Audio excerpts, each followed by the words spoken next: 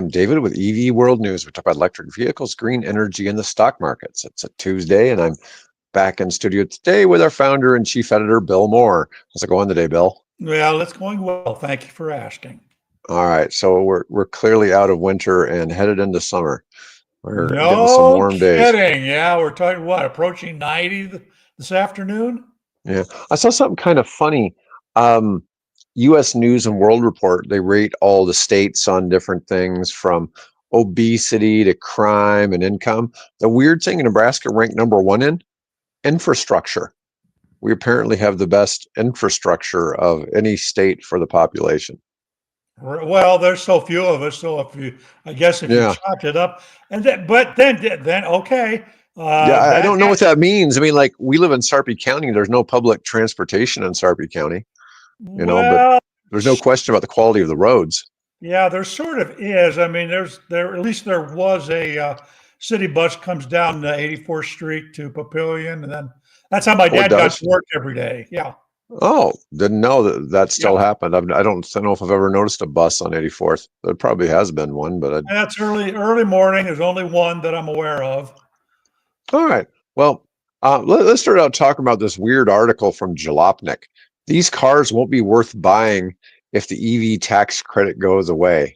Now, this gets really kind of humorous. I know, Bill, you're thinking maybe it was generated by AI, but its first one was the Chevy Blazer, saying that without the 7,500, you'd be better off just buying the Equinox, because the Equinox is a little more enjoyable to drive.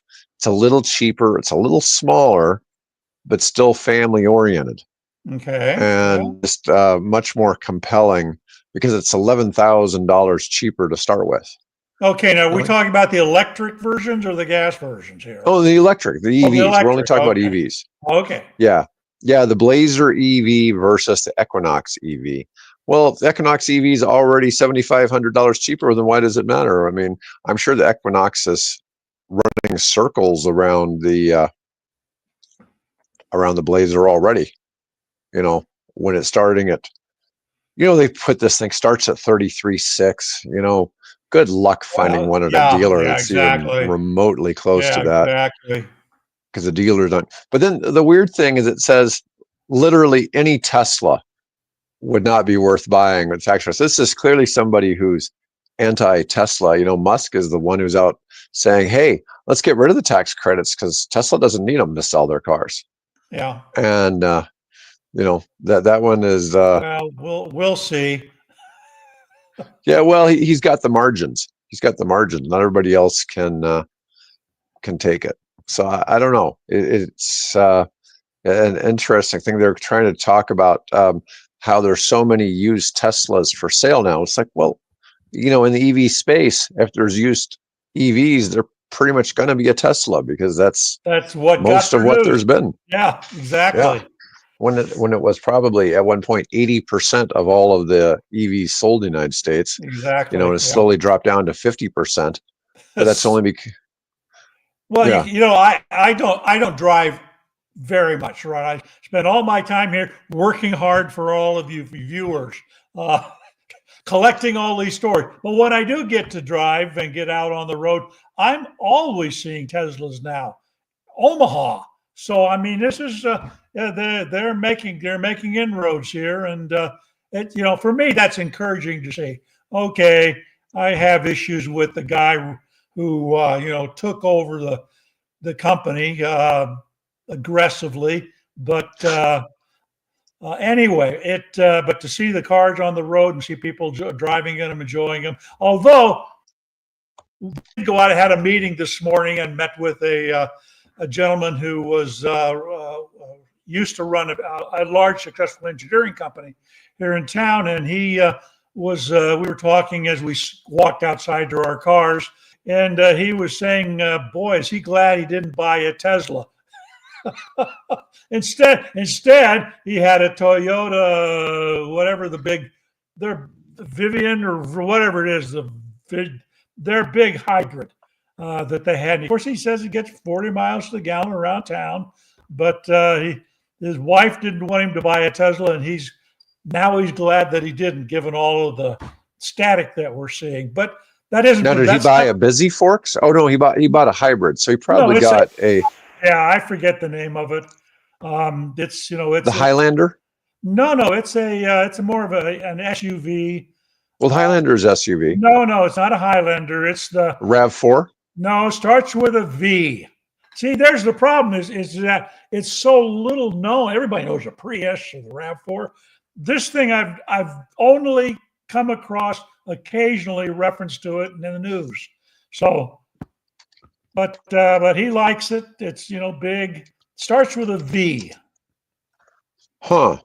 Vincent or don't know. That's interesting. Don't focus a lot on hybrids anymore. Too many. The Crown's. Yeah, that's it.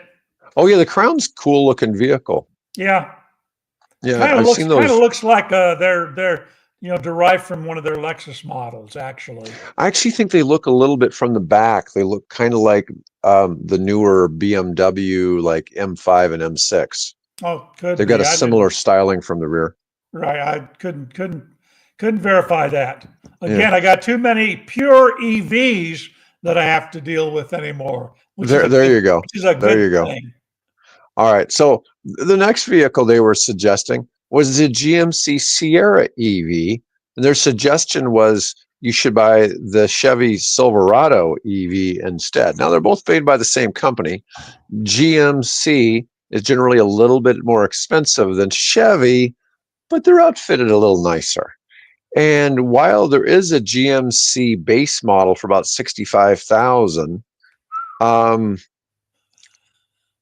the problem is you almost can't. For 26, there's no 25s. The 25s are only offered in the expensive, extra fancy Denali top trim. Okay. Yeah, so there's no cars that even qualified, anyways. And it's just like, well, one's more expensive. This reminds me of that Slate video that I came across. It's basically it says, here's why it makes sense to build a stripped down, bare bones, customizable pickup truck as opposed to what the car companies are trying to sell you with all this gadgets and stuff that you really don't need and very seldom ever use, right? And it really takes the automobile, because that drives up their profits. If you can't find a pickup truck, for $20,000, you got the next best thing is $40,000 or $60,000, huh? So anyway, if you're interested in following what Slate is doing, do a keyword search on the website for Slate, and it'll pop up in the search engine. Pretty interesting video. Well, you get this thing. They released the Slate for pre-orders, but they only required a $50 deposit. Yeah, that's a pretty small deposit, but they've got 100,000 reservations at $50. Yeah, technically it's not a deposit. Technically, it's a reservation. It's just a reservation, and that's different, and it's refundable. So if you don't decide to back out of it, you'll get your $50 back. It's just an expression. It's a good way to make an expression of interest. If you're willing to put $50 down, you're serious, rather than some teenager out there, or 7 or 8 year old kid playing on his phone ordering, the car. So that's a smart move. I would do that if I were in that particular business. Get people to put some skin in the game. Yeah, but that was one of the things, we had Jigger on. He was complaining about, although he was inaccurate on his discussions we were talking about Aptera, and he was talking about something like $50 or $100, but in reality, those people all put down 500. Oh yeah. Yeah, so it was a little bit more substantial, but I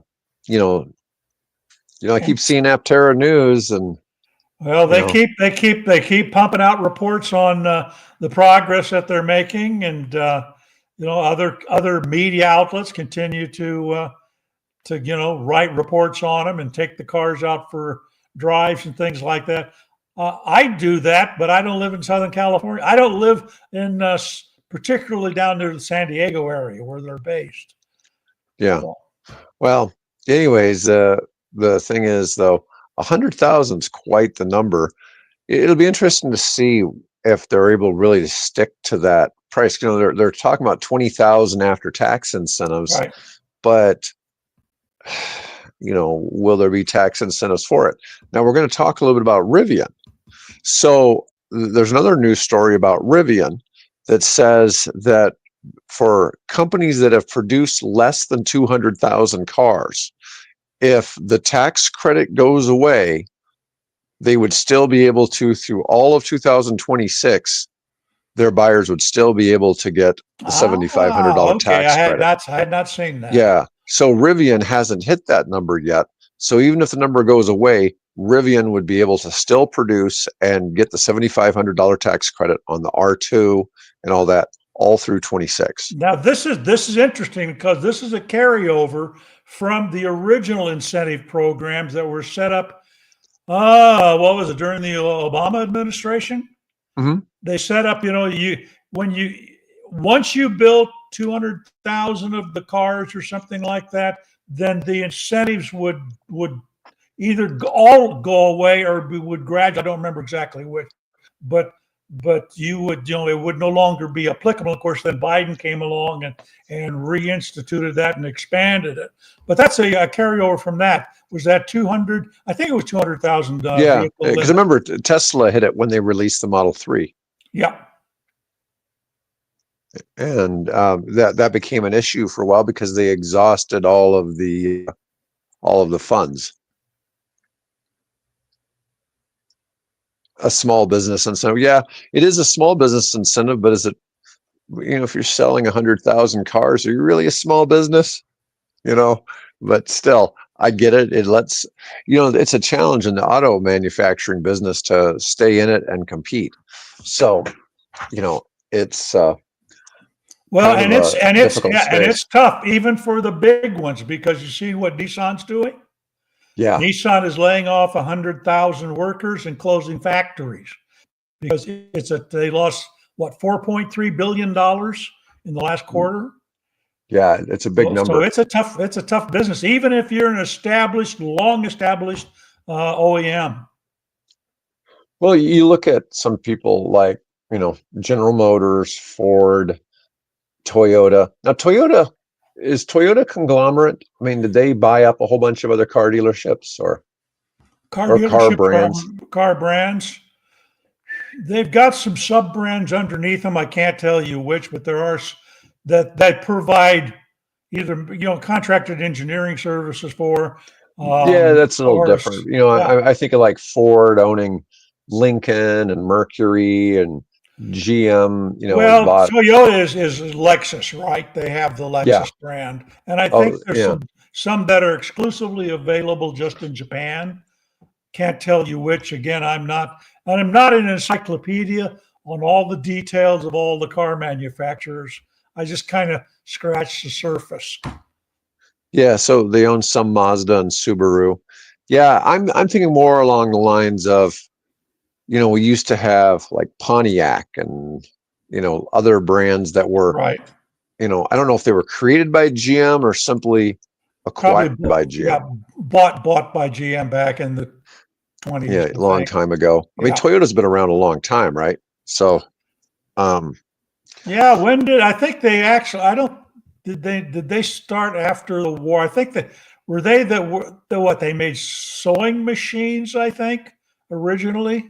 Yeah, I don't know. My favorite Japanese company's got to be Nintendo. I think they were making like something for trains or something like that originally. Well, probably. Yeah, it was something completely unrelated to video games, that's for sure. And they've really pivoted over the years and kept the company name. Let's see. But the Slate deal, it's just, it's so customizable. It's going to be interesting to see how that plays out, how much people do as do-it-yourself. And if nothing else, it's not the craziest it's certainly not a crazy expensive vehicle, and I think that's kind of what a lot of people want. I It's so think small, though. I think that's exactly what people want. Well, it won't be any different than you'll probably, I don't know, probably compared to the Bronco or the VW Scout, just in that Hmm. same general area. Yeah, but I think those are going to be 4-door Well, yeah, this is this is a two-door. You're going to have to with a uh, small bed, a 2-door with a small bed with a too. small bed, but it will fit a you lay the tailgate down and it will take 4 by 8 sheets of plywood. Yeah, well, that's good enough, I guess. All right, so let's go on. See if there's any more information about the Rivian deal because I kind of covered it already. Um, there's several. Yeah, so Rivian is a automaker that sales are young enough that U.S. consumers might still be able to take advantage of the tax credit, including the R2. Let's see. There's a proposal to terminate the clean vehicle credit at the end of this year. But there's an exception for automakers who have not sold at least 200,000 vehicles between December 2009 and December 2025. They got a nice little 16-year window there. 16-day window. Yeah. Let's see. Tax credits for EVs have done wonders for U.S. adoption, helping give customers that last little push. They need to go all electric with at least one vehicle in their home. It was great while it lasted. Well, in the past year or so, it's really helped because it was available at point of sale. And, that was different because in other years, it had been something you got back when you did your taxes. When you did your taxes, you didn't have, yeah, exactly. So that was quite a bit different. Wonder if there's any companies other than Rivian that might qualify there. I mean, I assume, Lucid wasn't Well, really Lucid, yeah, under that, but they have to make lots of gravities, right? Yep. Let me see. Oh, and they even said that in the article. Lucid probably qualify. Now the R1 would be discontinued for the tax credit. Apparently, I don't know. It's hard to figure out what the government's going to do half the time. Yeah. Anyways, I was going to go over the Nissan. So Nissan had 17 plants. They're closing 7, so they're going to be down to 10 plants. Laying off 11,000 jobs. Let's see what else they had. I mean, just a lot of crazy news. I love it when they talk about numbers in yen. That doesn't really help me much. Anticipate 200 billion yen operating loss in the first quarter. That sounds terrible. That's about 1.5 billion. That's what that works out to. Yeah, it's just bad news for Nissan. And we saw not long ago they're starting to offer up some new EV models they're looking to bring, but they're getting kind of late to the game in both the hybrid and the EV space. Yeah, they had a winner with the Leaf, and they got eclipsed by well, I guess the best way is they got eclipsed by Tesla. One of the problems that Nissan seems to have is they've had pretty much for most cars other than the Leaf. The Leaf did just change body styles, but for most of the cars, they've had the same body style for a long time now. Yeah. Yeah, Murano? I think Murano, the Rogue. I remember seeing my first Murano at the hydrogen fuel cell rally that ran from basically San Francisco down to LA, and Nissan had one of their Muranos there while we were all having lunch. I thought, that's a pretty nice, looking car. And that had to be what, mid 2000s for that rally. And I don't think they've made any real dramatic changes to that vehicle since then. 10 years at least, 15 years. Yeah, that gets a little old, doesn't it? Having the same interior. It's funny. I while I don't think I'd want to own a Dodge, I get enough of them as rental cars. They keep having the same interior, but the interior has been so nice. I think they actually adopted it in some Lamborghinis. Well, Yeah, good. I haven't been in one, so I can't it's tell the you. one thing where Dodge really kind of knocked it out of the park. Was it just Yeah. their dash displays, everything, their ergonomics, were the best out there. Now, I couldn't tell you how many times I've had some of those things fail in a rental car, which wasn't really a good sign. The rental car is not No. old.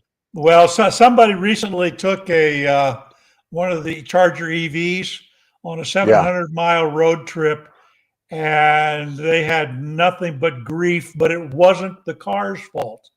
It was the public charging stations that they had all kinds of issues with. Oh no. Yeah. Yeah, that can really put a dampener Yeah. on your trip.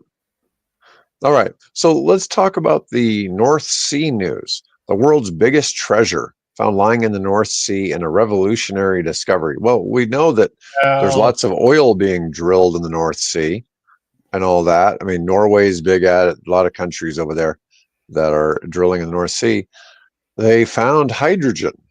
Mm-hmm. Now, I don't know what this really means. They're saying it's potentially revolutionary and transformative find for Europe's energy landscape. Yeah. Just, can you find a way to make it cheap enough that it competes? I mean, can we make the economics of this? Can you get it somewhere usable? Okay, remember, this is out at sea. So then you're going to have to collect that gas probably through some kind of an undersea seafloor pipeline, and then you're going to have to pump that somewhere, and that could be the same pipeline to Europe and things like that. Unless they have special steel in those pipes, that hydrogen will eventually deteriorate that pipes and you'll start having leaks. I don't know what the time frame is because obviously it depends on the quality of the steel and the thickness of the steel, but hydrogen and steel do not have a happy relationship. The one will deteriorate the other.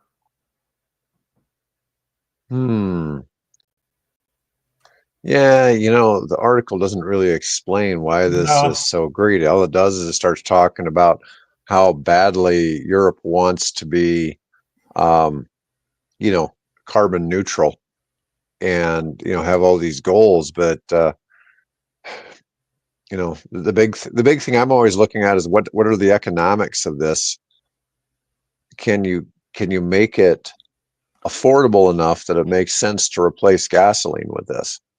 And that's the big challenge. Or natural gas for, the thing that Britain was interested in was using it as an adjunct to their natural gas for home heating and things of that nature. That's what their primary interest has been. Yeah, I don't know. Like I said before, we talk about hydrogen a lot, but it seems like a non-starter. But, somebody's going to do something with this. There's somebody who's going to see the value. In fact, Curious to see how it plays out. Just did an article. There's two major companies that have made a bet on hydrogen, and I forget the names of them. But then again, if you probably keyword search for hydrogen on the website, you'll find that there's something to the effect that stranded assets. That these companies, because they've invested so much money in buses and pipelines and things of that nature, that the hydrogen, just as you mentioned, I think the article also references the cost of the hydrogen, that these two particular entities, I think one of them is the British-owned natural gas company, whatever that is, and then there's a second private, the Bamfords or some name like that, that have made heavy investments in the future of hydrogen. And this particular article, at least, takes and throws those investments into question, given the very nature of hydrogen itself. Owen mentions helium, and as I've been studying fourth generation nuclear reactors, a lot of the cooling for the reactor is actually done by helium gas. And it's a completely different process on this sort of thing. So, Joel, it's 1.5 times the cost to produce hydrogen over gasoline. That would actually be a bargain by what we've seen. Yeah. As we've seen the math, well, so it's not just that. So you have that extra cost to produce it over gasoline, but because due to the lack of great infrastructure for it, or being able to do things at scale, it's what do we figure, 2 to 3 times as expensive at the pump, Yeah, to be able at least. Yeah, and so if you were going to get a $50 tank of gasoline, you're looking at about $160. It's triple, but $160 tank of hydrogen, and equivalently, you could get 6x that power out of electricity. Yeah, just take it straight instead of trying to run it through an electrolyzer. Oh, that's hilarious! You use helium and hydrogen to detect leaks in pipes because they leak so easily. Yeah. Yep. Well, there's a reason why when they were doing the early development of the hydrogen fuel cell vehicles, they would not use steel tanks. Now there's a weight issue, but they would use aluminum spheroids, kind of like Tic Tacs, only on a much bigger scale. And then they would take and wrap that in carbon fiber to provide it the strength and things. But the reason you didn't want to use steel is because the hydrogen would take and begin to molecularly break down the steel. So they found apparently that it did not have the same reactive capability as it does with aluminum. So we're going to move on to our next article, to the most EV friendly country, Norway. So up until just this year, the car with the most car registrations in Norway was a Toyota RAV4. It has now become the Model Y. Has passed it up for total EV registrations, not new registrations, but just cars in general, at 70,000. Now, Norway's not a big country. I think they're about the size of Iowa, probably population-wise. They're like 5 million people, something like that. And the average person there they don't have as many cars for the number of people there like the United States does. The United States is the most mobilized country on the planet, at least for cars. I mean, there might be other countries that when you combine bicycles and motorcycles and, and two-wheeled things, they might be more, but the United States definitely for cars is the most centric. Norway, size of Montana, population of Minnesota. Thanks, Sean. Yep, and Minnesota's full of Norwegians and Swedes. Yeah, so they all like their lutefisk. Yeah, but anyways, that's the secret to staying thin, is make a lutefisk your favorite food. Nothing like dried fish. Oh, is that what that is? Yes. Oh, nothing like dried fish. I've known skinny people that went and did a summer studying abroad, and they lost weight because of eating lutefisk and the other stuff. That's not that smelly fish out of Iceland, is it? The rotten fish out of Iceland? No. You're thinking of pickled fish, not rotting fish. Pickled fish. Oh, well, yeah, whatever. It's all in the semantics. I enjoy pickled herring. One of my favorite treats is pickled herring. This thing apparently out of Iceland is something like rotted shark meat or something. It's just gross. Yeah, well, there's a lot of things I find that are gross that people eat, and in some cultures they love it. Like, I'm not going to go eat haggis, but it doesn't even sound appetizing, but the Scottish people like it. Yep, well. All right. Anyways, so what's interesting is, okay, so in Norway, the Model Y is currently number 1. The RAV4 is number 2. The Nissan Leaf is number 3, followed by the Volkswagen Golf and the Toyota Yaris. Now, of those 4 vehicles, the Model Y is probably by far the largest. I mean, the RAV4 is a small SUV. The Leaf is small. The Golf is small. The Yaris is really small. The Model Y topped the country's vehicle registration rankings for the last 3 years, and it set a record for selling the most vehicles in a year in 23, breaking the Volkswagen Beetle's record that has stood since 1969.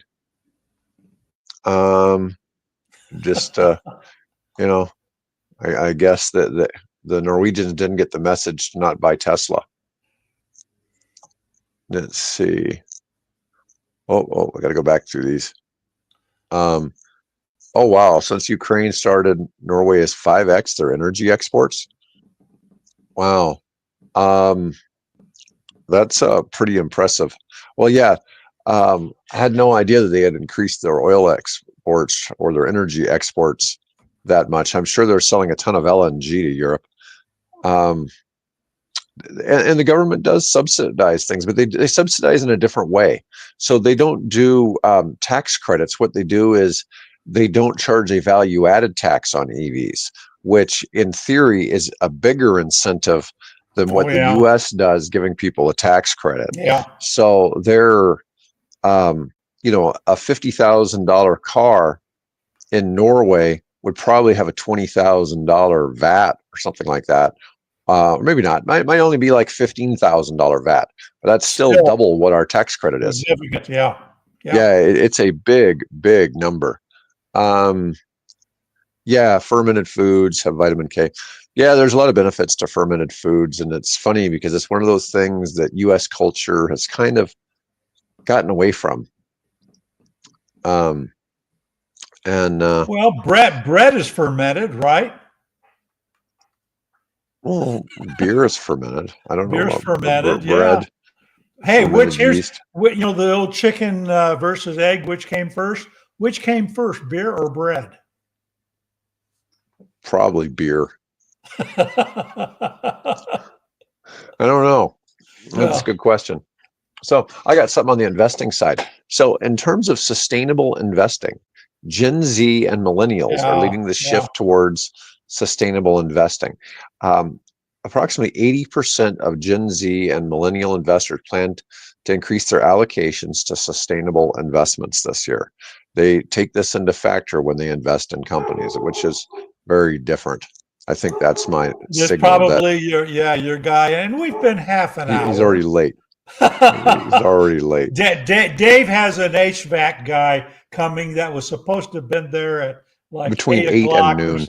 And it's already 5 after 12. And he's already 5 after 12. So, all right, Bill, why don't you talk about what's going on in the auto industry with sales due to EVs? All right, and I'll be back in a couple minutes. Oh yeah, great, thank you. Now you're gonna make me put me on the spot here. So EVs and sales. Well, that's a good question. I don't know where he's going with that, and where am I going with it? So I tell you what, let me bring up EV World, my website.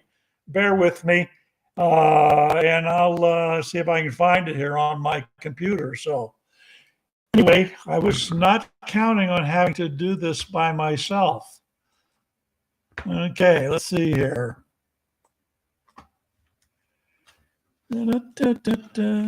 All right. Okay, so we've talked about the Slate reservations. One of the things we wanted to talk about, and we think we'll save it for Mike tomorrow, because he's our energy and grid expert, is the question of, is it better to charge your electric vehicle at night, which ever since I've been involved with EV World has been the gist of the argument. The suggestion is, if you're going to charge your electric vehicle, don't do it when there's peak demand. You do it overnight. Well, now we're starting to see research that says, no, you want to take and do it during the day, not overnight, because if you do it overnight, then you're going to put extra strain on the grid. So it's an interesting question. I think that, as we said, we're going to leave that. Oh, Dave's back. Good. We're going to leave that for him and Mike, who is our grid expert, to talk about. So come back in, David. They're always late. Yeah. Hey, and everybody, thanks so much for commenting in, Joel and Owen. We appreciate it. And anybody else that wants to join the conversation, please come in and help us carry this discussion further afield, if you will. So anyway, welcome back. You let your guy in? No, it was a false alarm. False alarm. Oh, okay. Yeah, my dogs were just alerting me to something going on in the neighborhood. Okay. There was probably a dog out in the front yard of somebody else's house. Yeah. So anyway, I bet the only thing I'd said was I mentioned the question of nighttime charging versus daytime charging, and that you and Mike would discuss that topic tomorrow. Oh yeah. Well, I was gonna discuss this thing about the auto industry have a sales crisis coming with EVs, but it's not what you think. So one of the problems with EVs is they last longer. They're not as disposable as gas cars. So they tend to last for probably at least an extra 100,000 miles than a gas car would. And so gas cars typically are running a useful life of about 200,000 miles, and it looks like EVs have a useful life of about 300,000 miles. So therein, if you start having a glut of EVs lasting forever, you're going to have a shortage of sales in the car market. Yep. And it's going to hurt everybody. It's going to hurt EV sales. It's going to hurt gas car sales. That's one of the things that also I think is kind of hard to appreciate, is that people who buy EVs probably aren't treating them in as often. So you're going to have issues of people driving them longer. Although a lot of your early EV adopters with Tesla leased them. So you have a lot of off-lease Teslas hitting the market now, the Model 3s, the Model Ys, and stuff like that. Like I was telling you before, one of the people we've had on the show before seen a 60% increase in his sales of Teslas just in the last couple of months. Yeah, Jim Farley made an interesting observation about the fact that one of the trends that's concerning him is that the price of these cars has gone so high that people now are being forced. I think he's something like 80% of them in an area anyway. 80% of the car sales are being financed. And that because of the cost of those cars, most everybody is now starting to opt for really lengthy car loan periods, up in the 84-month category. Right. And a lot of those, and the typical car payment now is what, $700, and some of these things are, in the 3-figure or 4-figure numbers to buy these cars. So that's an opportunity for Slate, right? Because people can get an EV for considerably less, but it also poses a challenge to the car makers. I'm still skeptical. I'm still skeptical that Slate can deliver at the price point they're talking about. Well, we'll see. Remember the price points that Tesla said they could deliver their cars for? Yeah, and they still haven't hit those. So no, yeah. How cheap? So there is kind of a floor to how cheap used EVs get. So with Teslas, they pretty much, when the car hits enough mileage and age that it can be priced at $25,000, they sell. Okay. So what's happening is when you hit that $25,000 mark, you get the $4,000 tax credit, and they go cheap. Now you start talking about Leafs and Bolts. They're definitely still a little pricier. Now you're talking here about the Bolt coming next year. Yeah, there's some Bolts, especially if you get one that's like a 2020 or older. The newer ones really aren't that bad either. You can find 23s now coming out of different places, off lease or out of rental car places, that they're about 18, so 14 after taking the tax credit. I mean, that's pretty damn cheap, and they don't have crazy mileage.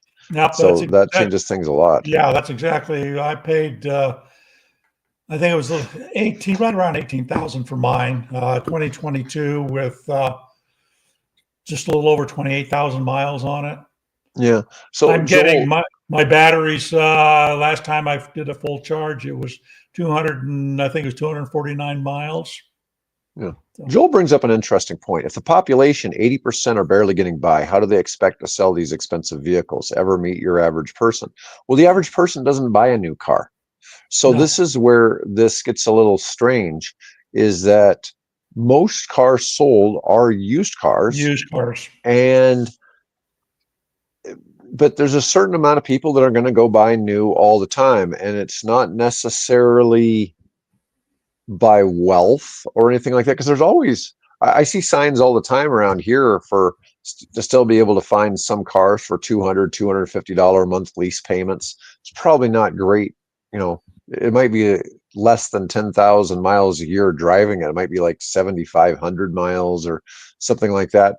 But they still come out with ways to have incentives to get people to, see that cheap payment. Now they generally have to plop $3,000-4,000 up front, but a lot of times that can come from a trade-in. So, and of course, they get a lot of people when they get their tax refund, right? So that's when a lot of people go and take advantage of something like that. But it is a challenge. When the average car is what, over $50,000 now, or it's close. It's maybe 48. Yeah, it's 47 something. Yeah, it's 47, 48,000 is the average. Yeah. It's a steep number.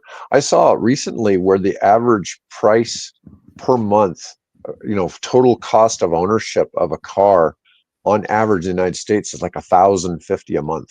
Yep. And that included maintenance, gas, insurance, different things like that. There's some cars out there that just have great deals. There's several EVs that are pretty nice that you can get $299 a month deals on leases. Yeah. There's a couple of Teslas. There's several others. Your Polestars. There's a bunch of them out there that have great lease deals. It's just a matter if that works.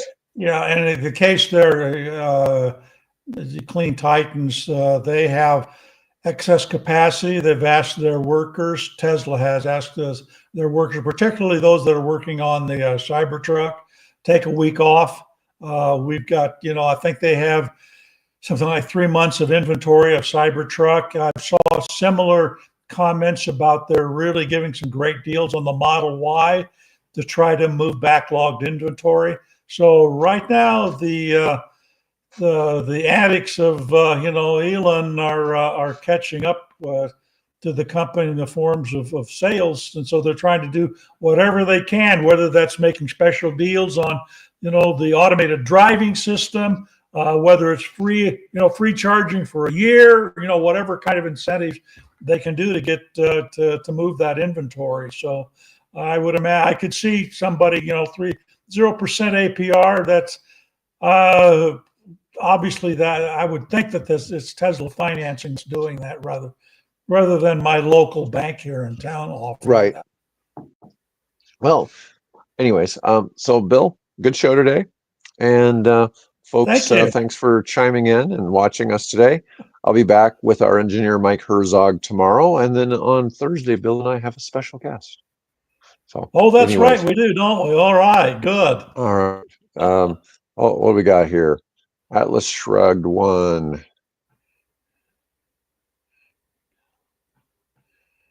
Let's see. Okay. $37 a gallon, 42, 44. If a car lasts 30% longer, how much less carbon did it consume? Well, that's if it's an EV, it's still not consuming any carbon. So it's a pretty it's certainly going to help those numbers. Yep. So, but anyways, all right, folks. Hey, thanks everybody. Appreciate your commenting.